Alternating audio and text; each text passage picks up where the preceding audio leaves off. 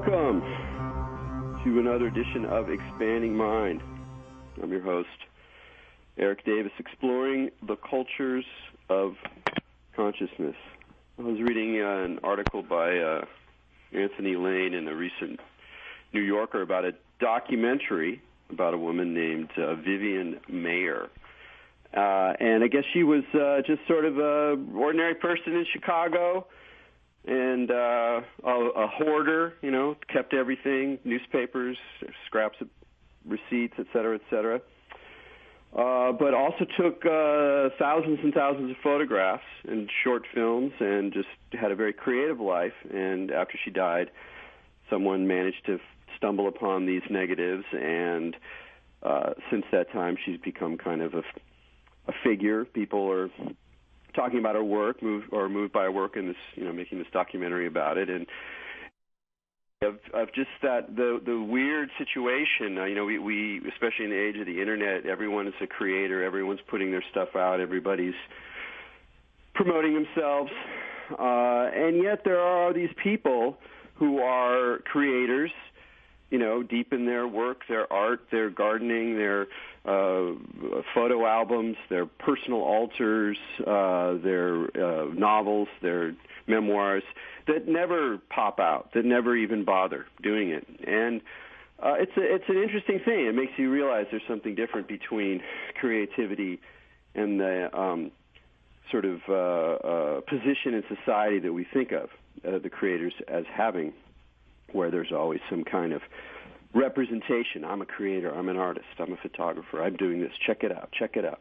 Totally understandable urge to share, but there's also a sort of parallel world of creativity outside of that zone. And I think something very true is also the case for, let's call it spirituality, for a commitment to investigating and exploring and transforming in light of the higher things, the ultimate goal, the matter of great concern, the great matter of life and death. And what I mean here is that, when we get interested in spirituality, we generally start reading books. So these are people who have decided to write a book and to publish the book and put their name on the cover. Or we look for spiritual groups, and these are set up by people who have set themselves up in the position of being a facilitator, if not a teacher, if not a guru, and that have a lot of other people go to there who sort of want that identity or want to explore what it means to put on the robes and do the rituals, et cetera, et cetera. And so a lot of the people that we get influence from are people who are more or less professional spiritual people. And that's a weird category. There's always been the need to support oneself and to, figure out how to get money or get goods or homes or things for spiritual people, although, of course, some go the mendicant route. But, traditionally there's all sorts of ways that different societies have come up with, practices of giving alms to monks so that they don't actually have to work and they can do their other kind of work, their spiritual work, the prayers for the community, for themselves, for the world. And in our society, of course, we are a society absolutely saturated down to the toenail with market forces. And so it makes sense that most of our spiritual teachings come through professional spiritual people and professional spiritual operations. But there is a distorting effect. There's something that's a little bit missing sometimes. There's something sad. There can be things that are very cloying and very problematic about this process, which many spiritual teachers recognize. They devote their entire lives to practice and study, to things that most people consider useless, and they need to put bread on the table, and so they have to also wrestle with these issues, and some do it in a very, very admirable way. But what I'm interested in is this sort of parallel universe, like the Virginia Mayers of spirituality, the people who are deep in practice, deep in their own work, their own creative spiritual life, their own insights, their own conversations, and yet it's sort of outside of that professional zone. And in my life, the place where I've met these people the most is under the guise of friendship, where if I look back at all the people who have really had an impact on me, who have given me insight, who have stirred me to ask deeper questions, who have introduced me to different ways of seeing the world in a kind of profound way, whether philosophically or aesthetically, emotionally, spiritually, that many of them are really just friends and peers, many of whom have made very little moves towards making an overt mark on the world by publicizing themselves or even by writing books that have their names on it or doing podcasts, et cetera, et cetera, et cetera. And so I really feel that there is this whole parallel world, rich, complicated, filled with marvelous characters and unusual, brilliant insights that sort of exist side by side, the sort of world of self-promotion and of professional spirituality. And this is all a sort of long-winded, roundabout way of introducing our guest today, not so much to say that he is a secret guru of great genius, but as to say that he's one of the people that I have found to be a great spiritual friend in my own life through conversations. And what I particularly like about the idea of spiritual friendship, which I think is not really talked about as much, is that the positions can change. They can fluctuate. Sometimes one pal is really illuminating and guiding the other, and sometimes it switches, and there's a mutuality and a kind of playfulness, almost a game-like quality in the best sense to spiritual friendship, because neither person is setting themselves up as the teacher. So very different kinds of teachings can emerge when there's no teacher around. So we're going to be talking about meditation, spiritual practice, making our way through this insane world with my friend Tom Lane. But before we bring Tom on, I'm going to bring on another spiritual friend, the lovely Maja Dau, who when we first met, we just knew right away we were going to be palsy, and that's how it unfolded. So, Maja, once again, welcome to the show. Hi, Eric. It's so true. As soon as I met you, I felt that playfulness, like you were talking about. You know, it was, when you meet those people who are like your soul friends or your kindreds, you meet them and it's like when you're kids and you lock eyes with another kid at the playground, and that other kid is like, I really want to play this game, and I know you're thinking that you want to play that game, and now we're going to play the game, and then it's on. Yeah. No, it's a marvelous thing. I mean, I think everybody has it, and sometimes I think we don't pay quite as much attention to it, or even more, we don't develop the capacity to recognize that I as much as we can. That it can help guide you. I mean, it's part of my way through this world. I'm often thoroughly confused by what to do and who to be, and that I not anyone, and oh my God, and I'm this sort of constant low-level existential crisis. But one of the hardiest ways to make it through, I've discovered, is to listen to those resonances, to look for those eyes, across the way. You can be in the worst situation. I'm talking epically worse situations like wars or whatever. And I really think the way people get through there is because they'll just share a wink or be able to laugh and get drunk about it later or something, I think that's really the glue, are those eye moments you're talking about that make all of this continue to roll. Absolutely. Well, with all that, let's bring on Tom to the show. Tom, thanks for joining us on Expanding Mind. Well, thank you both for inviting me, and that's quite a build-up. Yeah, that's what I mean. You don't have to act like a guru now. I'm just saying. Sorry about that, man. I hope I'll be able to deliver. Now, we met because you read my stuff in the Village Voice, and did you write me an email? How did that happen? Yeah, I can't remember. I subscribed to the Village Voice, and I started reading your stuff and noticing your byline, and I went, wow, this guy's, a really good writer. He writes about things that interest me in a way that interests me. And then in the very early days of Wired magazine, you had an article on an early immersive video artist. Is her name Char Davies? Char Davies, yeah. Mm-hmm. Yeah, and at the end of the article there was your email address. So I said, okay, well, I'm going to write to this guy. And I think that was about 20 years ago or so. And we've just, been friends ever since. So. Well, I'd love to hear you talk about this sort of idea of spiritual friends, because through you I have also met a number of other people.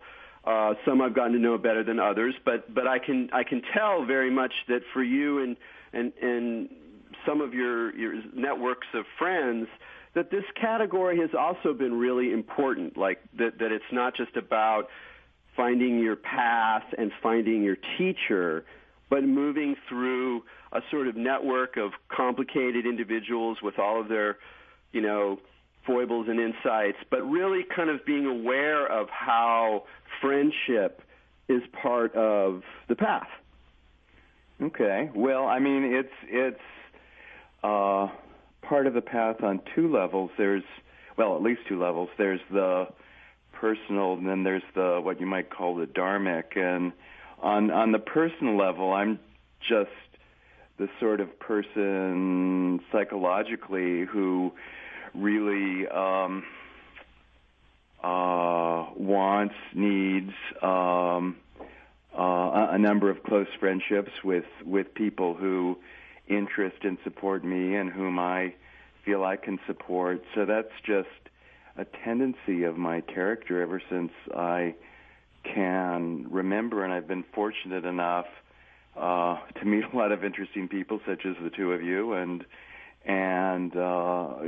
once I do, I kind of apply myself to developing the friendship, not in any real, here's a job I have to take on sort of way, but as Majo was saying, it develops naturally, and there's an energy that is poured into that in a very natural way.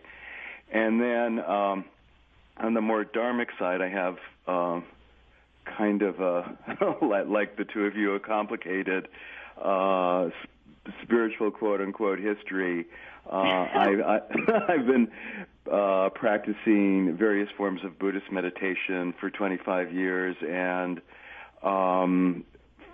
focusing in the beginning and now in the last few years more on the earliest form of Buddhism, Theravada Buddhism, and the sort of Buddhism from which the term mindfulness, which is becoming so popular now, comes. And in the original Buddhist scriptures, there's a dialogue between the Buddha and one of his disciples, and the disciple says, spiritual friendship is one of the most important factors in growth in the practice. Isn't it, O Buddha? And the Buddha replies, it's not one of the most important factors, it is the most important factor. And that's certainly been true for me. I just feel I get impelled by other people. I get insights from other people. And I really do. I've been in a lot of teacher-student relationships where I've been the student, and they've been good, and then they tend to break up eventually. Usually there's some static along the way, but with people with whom I'm in more of a peer relationship, although there are ups and downs in the friendship, generally they're more sustaining. Well, let me ask you this, because this has been a real theme for me in the last couple of months. So there's that idea of having the spiritual kinship, like we're talking about, that brotherhood. And to me, the big themes for that is that line in the Bible that says, when two or more come together in my name, I'm there.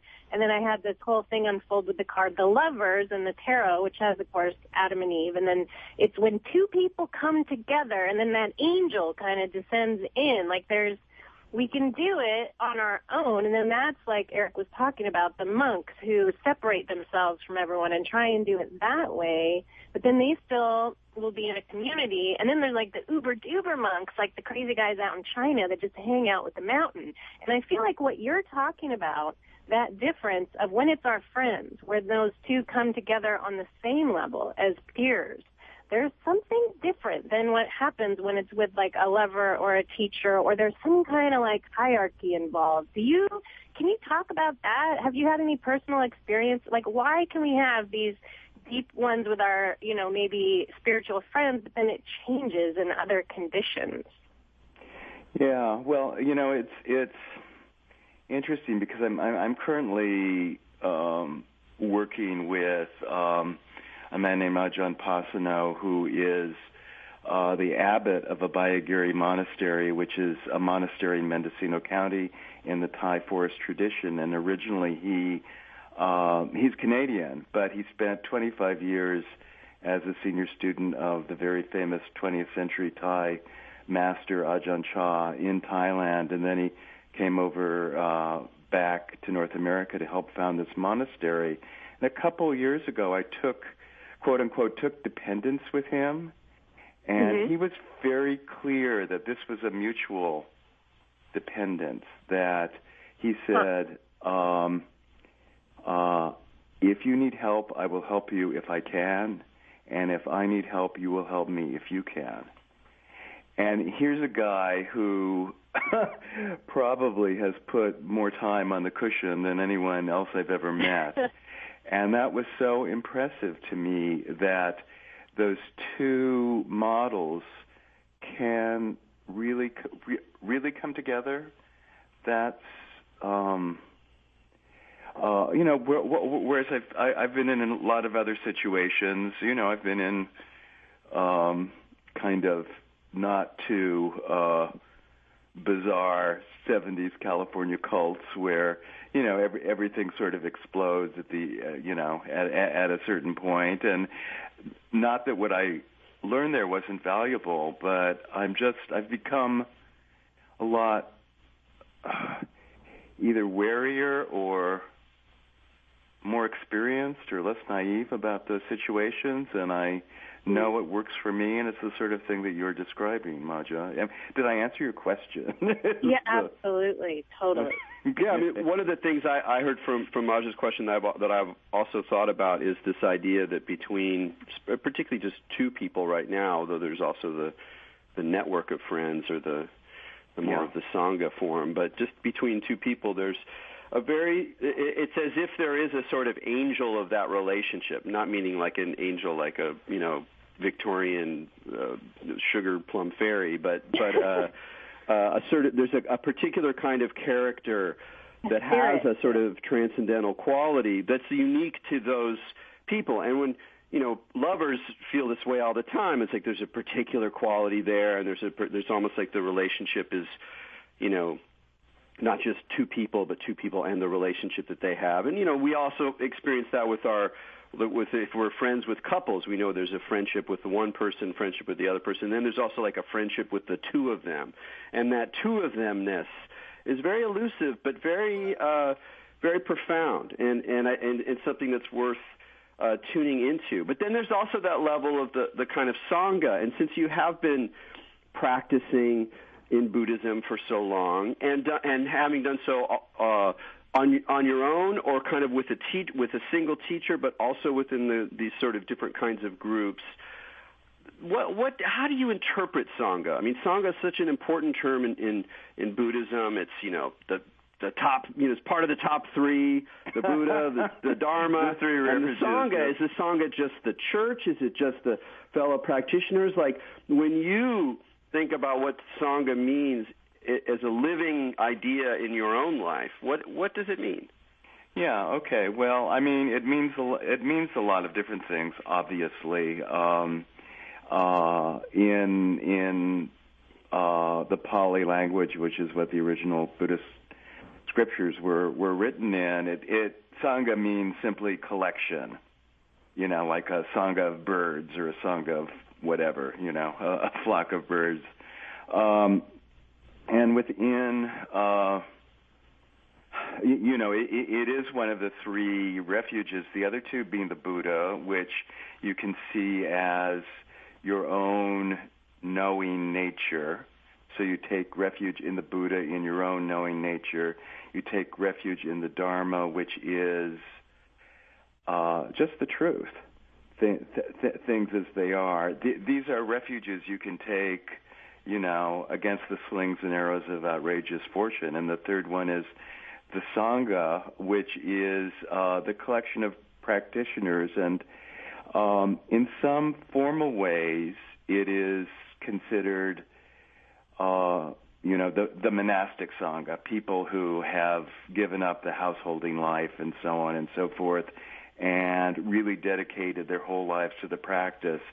But even within traditional Buddhist societies, and certainly here in the West, in the States, that gets expanded to being people who you are on the path along with, if that makes any sense. And sure. I mean that is a refuge. It's weird too, because there is that. It's like, here's what happens. Okay, people leave their regular families and then go find these other families, right? And then now you got like a cult or a religion, right, where they're the people that are on the path, but you can't do that with your regular family. Like I always tell people, like Buddha was a bad dad. He totally ditched out on his wife and son, and then goes and finds his spirit people or soul people. And I'm not, obviously we all know when you talk to people that aren't on your same jam, it's like really difficult. But like, what's the reconciliation there? Is it necessary to just like ditch out on folks that aren't on the same page, even if it's your family? Like, what do you think about that? Well, I don't think you need to ditch out on them. I think that there are certain relationships that develop strength over time, both in a spiritual and material sense, and those of naturally you keep going on. And then there are certain relationships that may meet your needs at one point, but then don't at another time, or you had a false impression of who the other person was, or they had a false impression of who you are, or you just grow apart. And in terms of ditching out on your families, I just for me, with people I know, I sort of put them into two categories: people who have a hard time with their families of origin, which includes me, and people who are really close to their families of origin. And I'm friends with some of the latter people, but you sort of find your elective affinity, as Goethe would say, especially if you didn't find that in more conventional societal structures. And there's really a lot of that going on in the development of spiritual life. Right here now in the West. Jesus at one point says, leave your mothers and fathers and come to me. Like, it's a thing, right? It's recommended in a lot of the material. Yeah. It is, and I certainly wouldn't well, and then on the other hand, in a lot of the Buddhist writings, the emphasis, it's almost quote unquote Oriental, as to maintaining respect for your parents and your family and so on and so forth, and some things where I don't feel I've been as skillful as I might have been at many times. Your sigh was so good. What's that? Your big sigh that you let out when you said that. Right. It sounds good at the big sighs. Well, one of the things I'm thinking about also about the role of the spiritual friend, particularly if you're looking at people who are exploring spirituality in that kind of open-ended, post-countercultural way of the last 30, 40 years, people who maybe they'll find their way to a particular path or even a traditional religion for some time, but then maybe they move on and they find another teacher and they fall in love with a different practice. There's a kind of some people will call it restlessness, but I like to think of it more as a kind of nomadism within this emerging spiritual but not religious space that has been such an important part of American culture and our lives in the recent decades, stretching back farther than that, of course. But that within that world, the role of the teacher kind of becomes more challenging because it's almost a given that they're going to come and go. And then there's also all the problems with the excesses of gurus, and people get increasingly wary for good reasons of structures. And also in a situation where there's less tradition, it's more easy for institutions and teachers and to just sort of go off the rails because there's just less keeping things on the straight and true, and so you can get these sort of excesses that people think of or associate with the word cult, even though that's sort of a problematic word. We know what these guys are talking about. And so in a world like that where it's not so clear where authority lies, where the true way is, because in a way you're kind of asking that question is part of the path. There's sort of almost an existential dimension to the thing, that in that sort of scenario, having friends, even if they're on on their own trip, it's really a kind of refuge, because there's a sort of a solitude in the practice in a way, and a sort of wariness around traditional authority. And within a situation like that, if you don't have friends, it can be pretty harrowing. So I think there's something really, like the word you used earlier, Tom, substantial, nourishing about these relationships, and they kind of go alongside the practices and the encounters and the teachers that we still bring along and still becomes part of the meat of the way. Yeah, and they in some of the most profound cases, they arch over different. You go through different periods or trips, or investigate different traditions, and there are certain people and friends who don't necessarily go everywhere with you, but the friendship is maintained, and they can provide a sounding board and a counterbalance, and I think that's really, really essential. And I think it's also one of the few advantages of getting older. That I'm kind of kidding on the square here, but you learn over time that who you can trust, and people learn. Certain people learn that they can trust you, and the roller coaster, the highs and the lows in the roller coaster can even out a little bit. There can be a bit more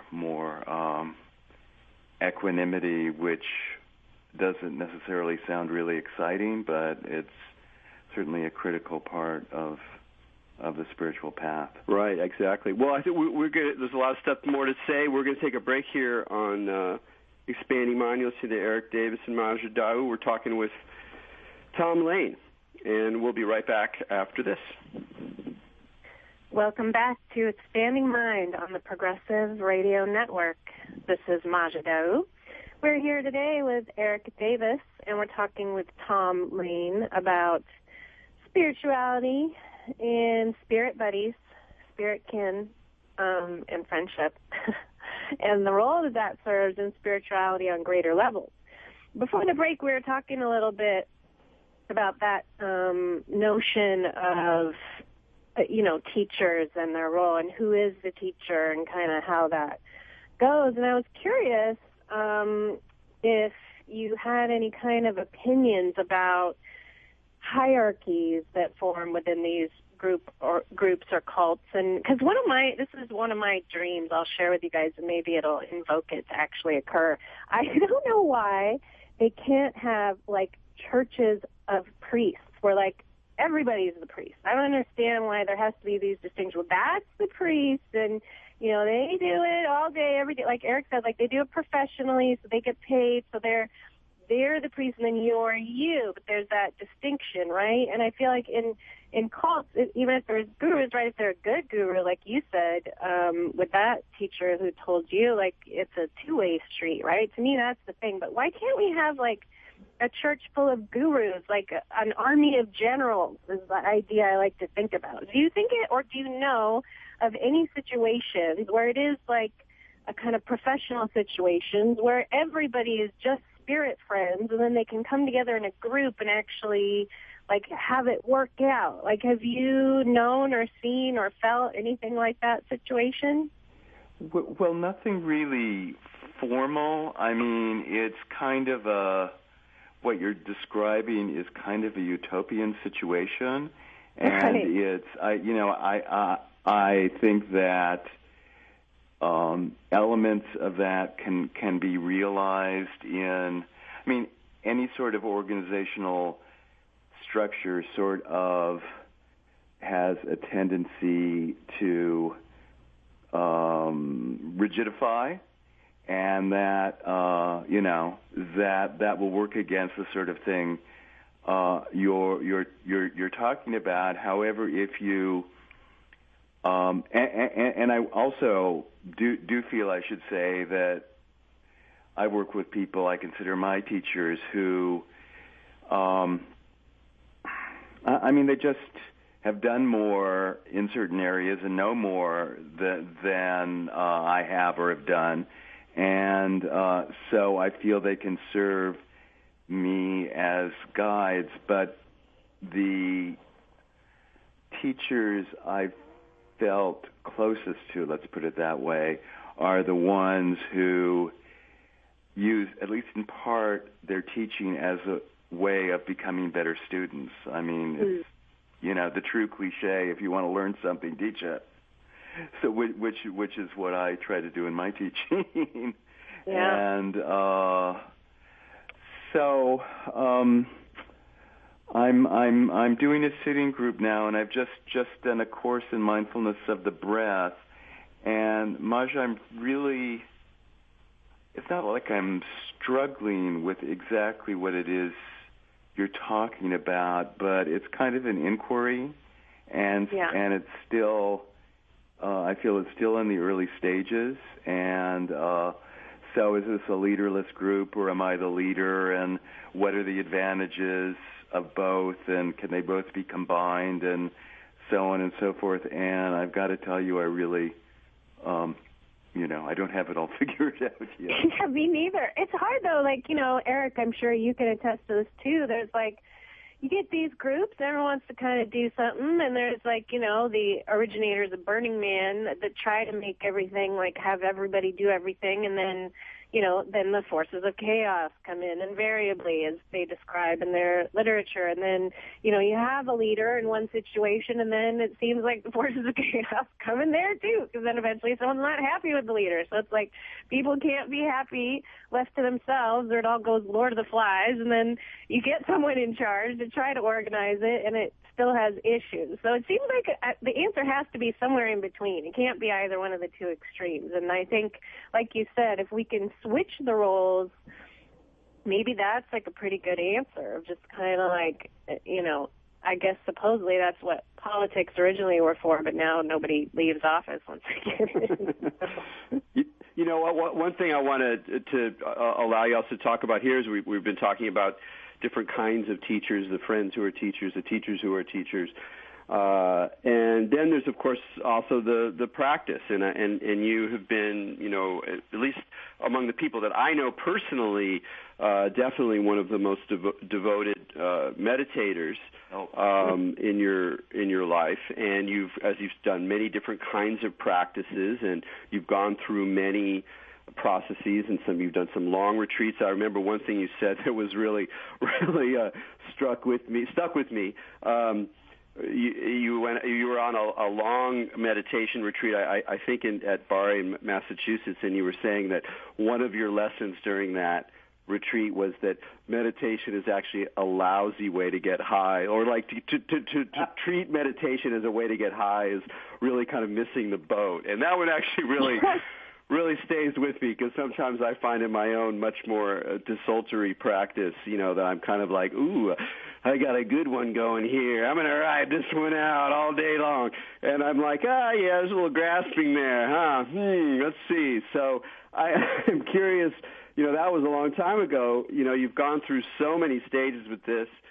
How do you approach this? How do you think about, what are you learning now? What are you seeing now? What are the illusions you're dispensing with now in terms of your relationship? Well, I wish there were more illusions I were dispensing with, but actually, I was on a 3-month retreat at Insight Meditation Society in Barre, Massachusetts, and I was just sitting and with my mind and so on and so forth, and I was fortunate enough to have Joseph Goldstein, who's a very well-known teacher. He was my preceptor. I was having interviews with him once a week, and I said that to him. I'm suddenly realizing that I've been using meditation as a very inefficient way to get high, and he just gave me this look like, so what are you going to do about it? And it is less the extraordinary experiences, and I feel I'm finally gradually less of an extraordinary experience junkie than I used to be, although I still love extraordinary experiences, and particularly, going to a great concert or reading a great book and doing all of that sort of thing. But having had extraordinary experiences in meditation and then having spent years trying to get back to that experience, I've kind of learned, that that's not where it's at a little more.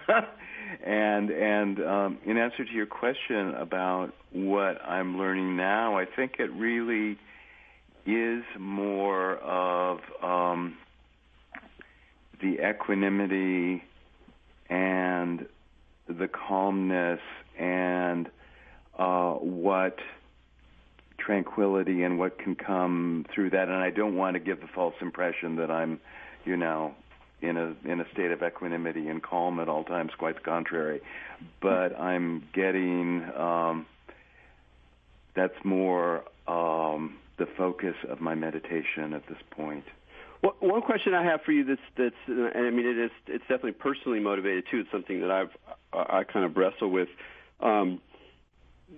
There's lots of different ways to subcategorize meditation techniques or not techniques, et cetera, et cetera. And in a way, that's partly the question is that there's definitely a lot of people who practice Vipassana very much, who see it as a developmental path. There are certain techniques you go through. There are breakthroughs, and then you become a stream enterer, and things kind of shift, and then you have another set of tasks and techniques that might be appropriate to your new state, and there's definitely a sense of developing. In Tibetan Buddhism, they go crazy with this stuff, with levels and stages of the path, etc. And then, of course, there's this sort of other zone, which we can think of as, or relate to Dzogchen or to Zen to some degree, or even just to making it up as you go along, or just sitting, or whatever you want to say, where there's very much an absence of the sense of technique, of a stage, of developing from A to B.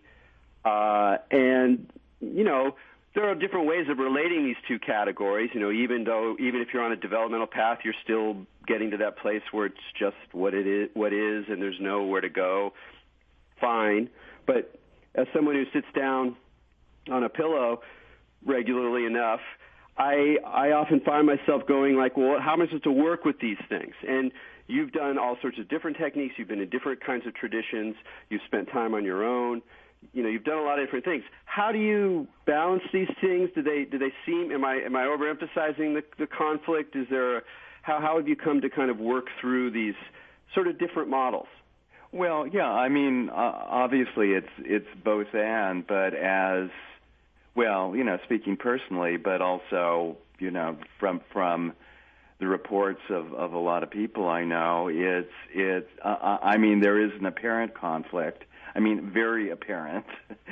So you're kind of switching between one and the other. Joseph Goldstein turned me on to a medieval Korean Zen monk named Chinul, and one of his teachings is sudden realization, gradual cultivation. And now I'm seeing these, points of insight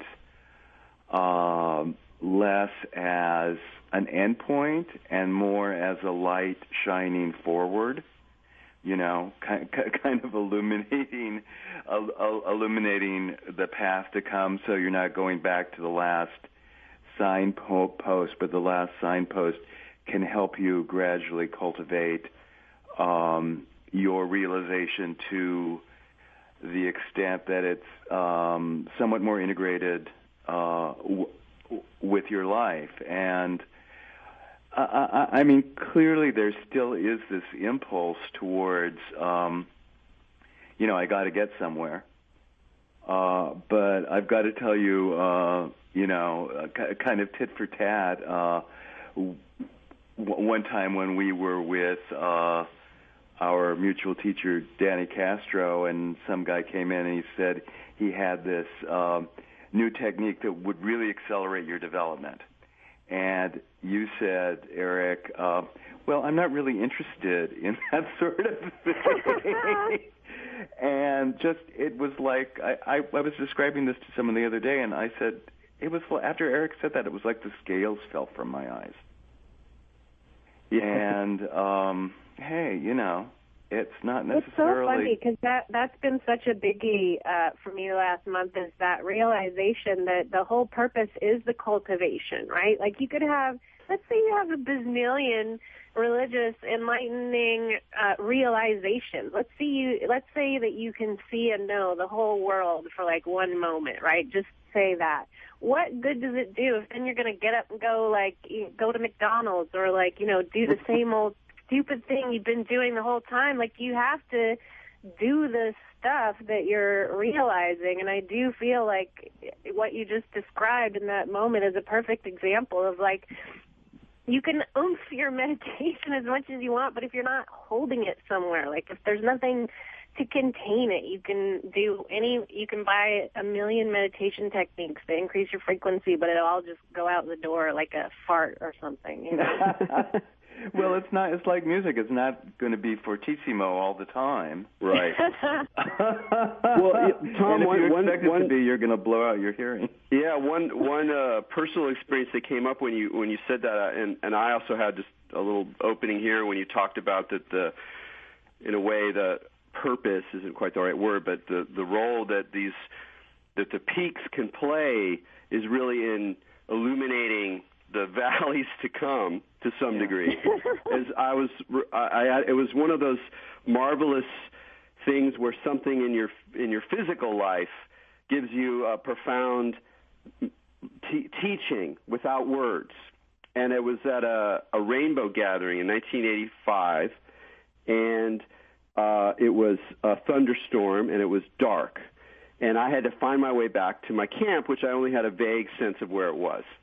And I had no light on me, no flashlight, and so it was. I mean, I was pretty lost. But it was a lightning storm, and what happened was that the lightning would strike. I would look in the direction I was walking because I knew basically which direction to go, and then it would flash, and I would get a picture of the scene, and then the lightning's gone, and I would walk through the after image in my memory on my retinas until the next lightning. It got as far as I could, and then I would I can't go any farther, and then I wait for the next lightning strike. And so I was walking through these after images of this illumination. It's a very much cool. Resonated with what you were saying there, and I think that's a really great teaching. So good. So let's talk a little bit about mindfulness. We got 10 minutes or so here, 8 minutes, and we had Jay Michelson on the show a couple weeks ago talking about this issue that I think a lot of Buddhists are wrestling with right now about how to deal with the sort of popularization of mindfulness. Is it still the dharma? How should people be thinking about it? And since you are working with mindfulness and working, presenting these ideas to other people in a teaching situation, how have you come to think about this stuff? Yeah, well, it's been in my face in the last couple of months, partly because of this email thread that you started, Erik, about the Wisdom 2.0 conference that happened a little while ago in San Francisco, and a protest that occurred at that point. And then I just actually stumbled across the Jay Michelson book, which I think is really very good, and its virtue is in dealing with this issue, is mindfulness and getting popularized and being taught in corporations and so on as a way of reducing stress and increasing productivity. Is that is that a good thing or a bad thing? And obviously it depends. And I'm basically kind of a snob, and so my immediate reaction is, they're just watering it down, and this is no good, and so on and so forth. But going through this process of reflection that you got started, and I guess there was a whole group of people in this email thread, and some of them were the pragmatists, and some of them were the esotericists, and I think the two of us were in the latter camp, Erik. But these are intelligent people, and some of them are very close spiritual friends. So I feel like I'm opening up my somewhat closed mind a little. I think, Maja was talking about this, okay, so who's the teacher, and, that can be subject to abuse and so on and so forth. And this is something I think we've really got to keep our eyes open about, and really, as one of my teachers said, proceed according to findings. I'm trying to be less closed-minded, although it's hard for me. But then this is the way a lot of the people are coming to mindfulness and to dharma in the broader sense of spiritual teachings, through apps and stuff, and through being exposed, through, I guess, their workplace, or if through, because they're sick and they're doing mindfulness-based stress reduction, or one of their family members, has a severe disease, cancer, whatever. And so all of those are possible ways of introducing people to a greater spiritual life, and some of them will go further or get more interested than others. But I guess anything is subject to abuse. Well, it's true. And, you can look, I always tell people, it's like you can go to a car mechanic and get swindled, for crying out loud. I don't understand why this, but it is. There's the idea of the con artist is highly prevalent throughout a lot of these spiritual teaching situations, right? And I think, like you said, it breaks down to trust. It's like, well, are you going to trust what this person says and then stake your soul on it, right? That's the situation you're presented with when you go into the spiritual teachings. And if you do not have that connection with that light that, like you said, that light that leads to your actions, that's your conscience, right? In my understanding, when you hook up into that voice, that's the conscience, that inner light that will show you the way. And it always reminds me of that line from the I Ching, which says, all your friends can tell you the water is shallow, but you are the one that drowns. So I think there has to be some balance there of, yes, like you have to have some person you trust to make sure you're going the right way, but then you'll know when the way is right. Like you should know when the teacher is full of BS if you've got your awareness around you, right? Like, do you feel like as you get older you can just discern better? Well, I hope so. Yeah, I think so. I hope I'm not just deluding myself. And, I think that's part of the issue, much that Erik is bringing up, which is, so these people are, being exposed to something for the first time, so there's less, obviously, experience and more potential for abuse. And I don't really want to go down that road so much, but it gets so intertwined with neoliberal capitalism and, what are the pros and cons of the current technological transformation of society, and how is this good and how is it bad, and it's all intertwined with that. And boy, I don't think any of us have the real answers to that. We're in it and we're investigating it to the best of our ability, which is sometimes greater and sometimes more confused. Well, and I guess that's the reason to be cautiously optimistic about this move as well, because while you can see how meditation and certainly yoga can be used to sort of, calm someone who is legitimately uncalmed because of the conditions that they live in, and that's arguably like a kind of opiate for the masses sort of argument. Right. But at the same time,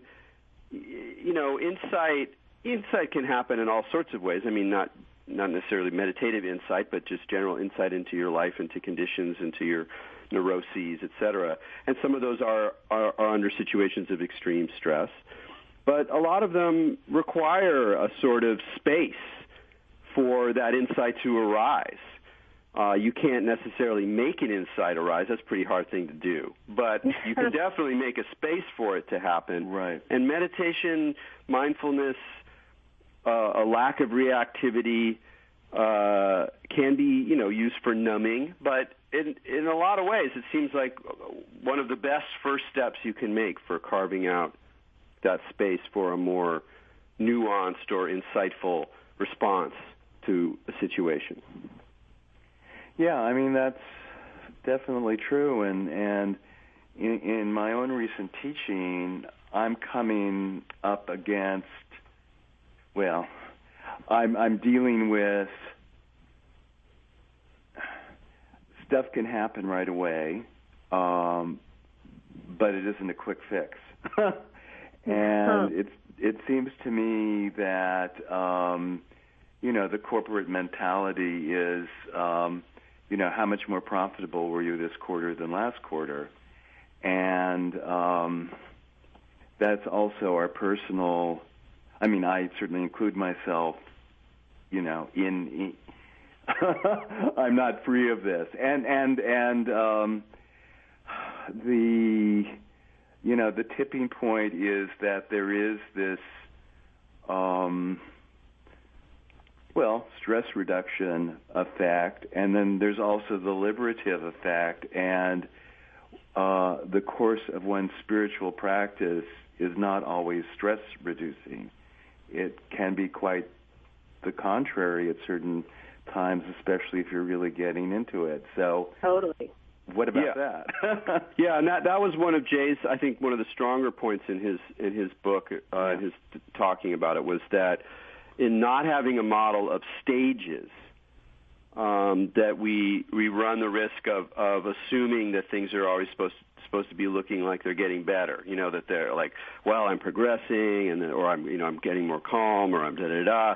But that it's inevitable that there are certain places where there's a dark night of the soul, where there's a kind of bottoming out or a hollowing out of like previous conditioning, old stale ego positions we return to habitually, but also provide us great sense of comfort and a sense of stability and continuity.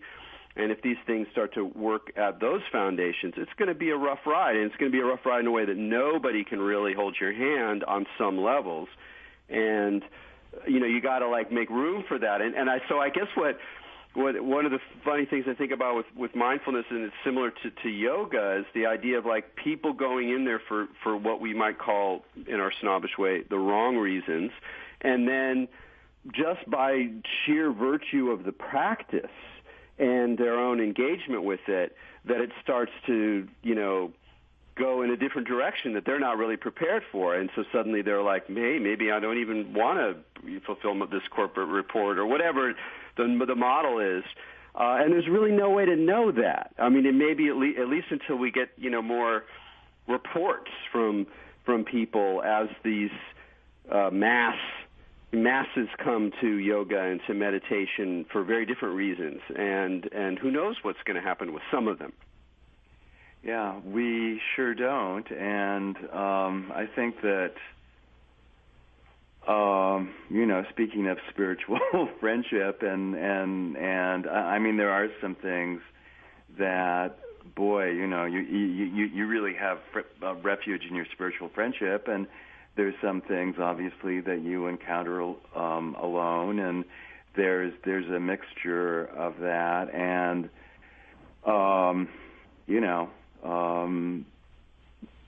well, we're going to have to end on that pause because they're giving me the sign. So, Tom, thanks so much for talking with us today. It was a wonderful conversation. Thank you. Tom. Thank you both. Bye-bye. All right, from me and Majid, all you out there, keep your minds open.